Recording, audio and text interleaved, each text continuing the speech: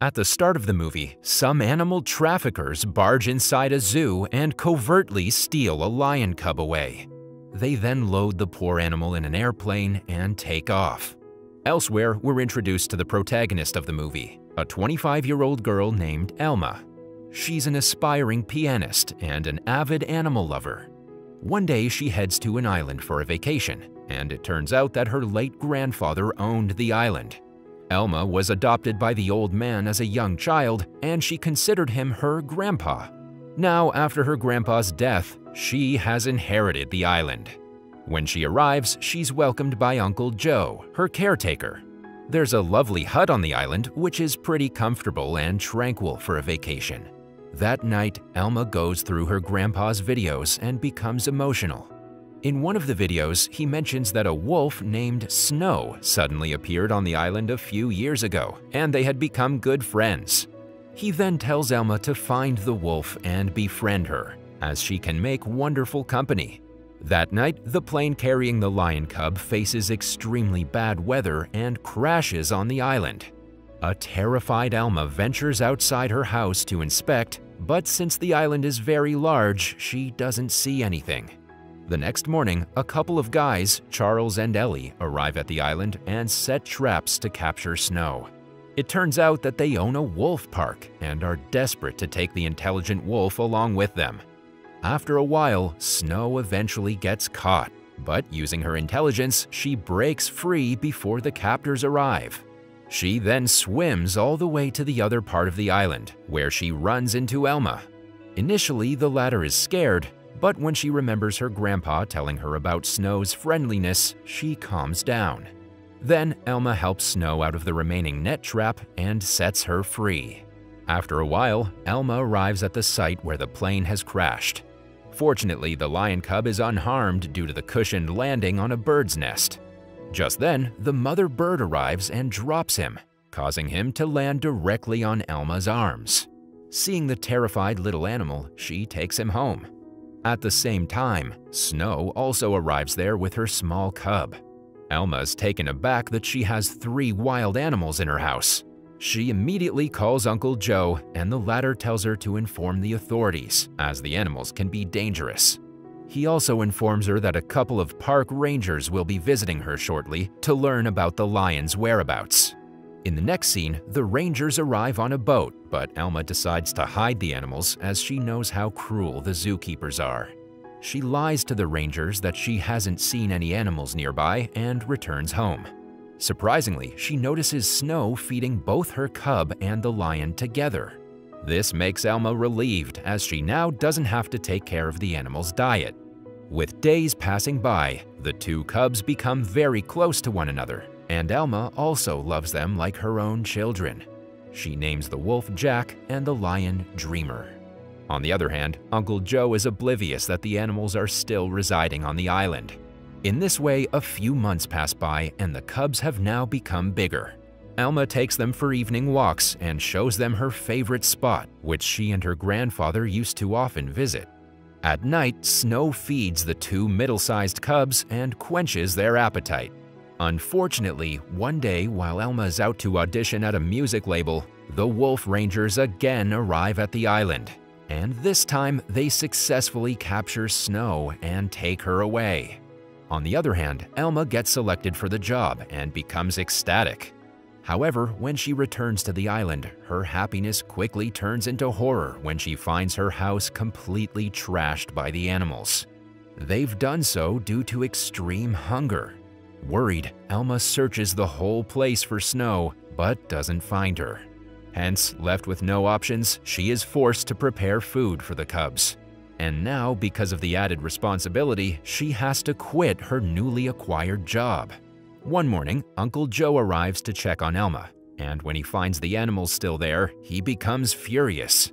He orders they immediately be transported to a zoo, but Elma makes him understand that it was her grandfather's wish to be close with animals. She also mentions about the horrors the cubs will suffer if they're sent to a zoo.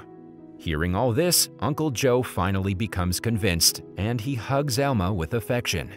Now, most of their time is spent in feeding the cubs and providing them with the best possible care. Although Elma doesn't have a job and gets very little time to play the piano, she is very happy with her life. She loves her new friends a lot, and in return, they also love her. In this way, a year passes by, and now the cubs have become adults. Uncle Joe brings meat and other essentials from the city for the animals, but he's too scared to go near them. He tells his niece on several occasions that the animals are not safe now that they are adults. But Elma doesn't want to give them up. She has made up her mind that she will live on this island forever, caring for the two animals. One normal day, a mother and daughter come near the island in a boat. The little girl spots some beautiful flowers and requests her mother to take her there. Meanwhile, Jack notices the new humans and immediately tries to approach them out of curiosity. Elma, who is also nearby, senses the danger and tries to stop Jack, but ends up slipping and hitting her head on a stone.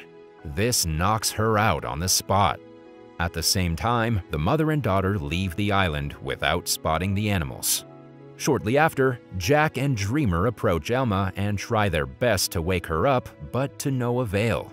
They howl for several hours, possibly calling for help, but no one arrives. Soon, the day turns into night and the animals sit near Elma to keep her warm. The next morning, Uncle Joe tries calling Elma several times, but when she doesn't pick up, he senses something wrong and heads to the island to inspect. Unfortunately, he deduces that the animals have injured her and immediately calls animal control. But after a while, when he finds her lying unconscious and the animals with her, Joe regrets his actions. In the next scene, Elma is taken to a hospital where the doctor informs Uncle Joe that if the animals hadn't kept Elma warm at night, she most likely would have died due to hypothermia. On the other hand, the animal control presents Jack to Ellie and Charles. After a bit of checking, they learn that Jack is none other than Snow's own offspring. Meanwhile, the lion Dreamer is handed over to a zoo, which is run by Alan and his young son, Rafa. Alan is a cruel man who often punishes his animals, but little Rafa is kind-hearted and sweet. He immediately starts a bond with Dreamer and regularly pays him visits to calm him down.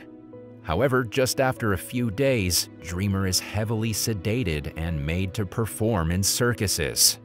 The poor lion had lived all his life relaxing around the island, and now the sudden brutality has started to take a toll on him.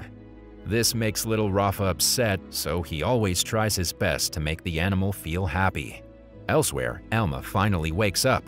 As soon as she does, she asks Uncle Joe about her pet animals, to which he replies that they're in a safe place. Hearing this, Elma feels relaxed, but still misses them a lot.